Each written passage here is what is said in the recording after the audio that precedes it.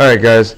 I just wanted to finish up with what we were talking about yesterday and kind of go over the effects of the market revolution and the early industrialization. And really what's important to understand is what's happening in America by the 1850s. Again, everything we're doing right now in class is leading up to the Civil War and the causes and the impacts of the Civil War. All right, so we've been talking about the market revolution yesterday and about the transportation revolution and the growth of the factory system and some of the major inventions and how they're impacting different parts of the country.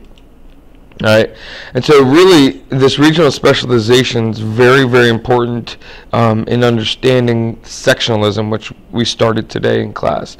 But first and foremost, we have to understand, and I think everybody does, that the East Coast, or in the East, especially the Northeast, we're going to have industry. All right, everything's going to be geared towards industrial specialization. All right, and we even saw in our book and our homework last night that the agriculture is going to decrease in the North. It's going to become more specified and specific, and everything else is going to gear towards helping the industry and trade and manufacturing.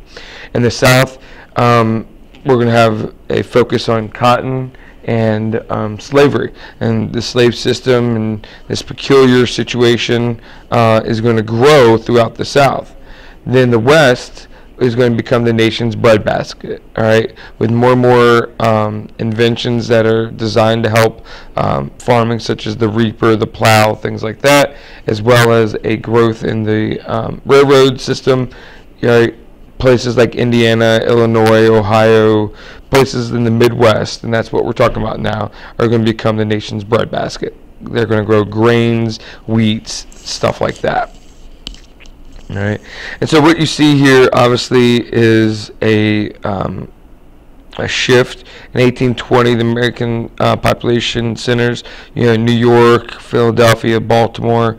There's a few west. You have Cincinnati's okay, Chicago's small, St. Louis is small, New Orleans is the biggest city in the South.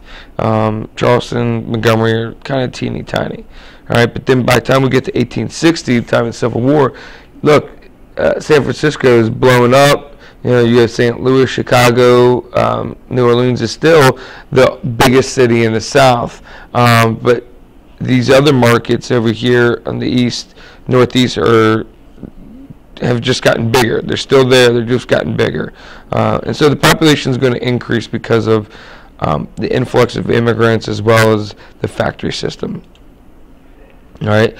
One of the things that you read about last night, or should have read about, is the immigrants. And we're just looking here from 1820 to 1860, what we call the old immigrants. You have Irish and German are the greatest.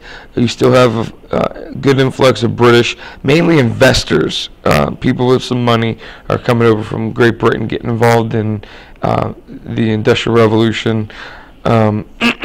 You have Canadians, obviously, some Latin American, Asian, blah, blah, blah. Right? But understand why the Irish are coming over. The potato famine. All right, that's big. With all these immigrants coming over, you're going to get some nativist feelings. All right, one of the effects of this, and we see it still today, is you have a strong group of people who are anti-immigrant. They dislike what the immigrants bring, the differences in cultures, ideals, things like that. And the Know Nothing Party is a very popular party that came about in 1840s for the sole purpose of eliminating or reducing immigrants. Very big against immigration. A really good movie to watch to get a good idea of this nativist feelings is Gangs of New York. Very, very good movie. Awesome at illustrating the anti-immigrant feeling. Okay. Now, with the influx of immigrants, you're going to have also a changing occupation. All right. You see here, by 1860, you have less agricultural workers, and you have an increase in manufacturing. Now, agriculture obviously is still very important, but you have more and more people doing other things now. and that's partly because of the immigrants coming over that work very cheaply alongside women and children.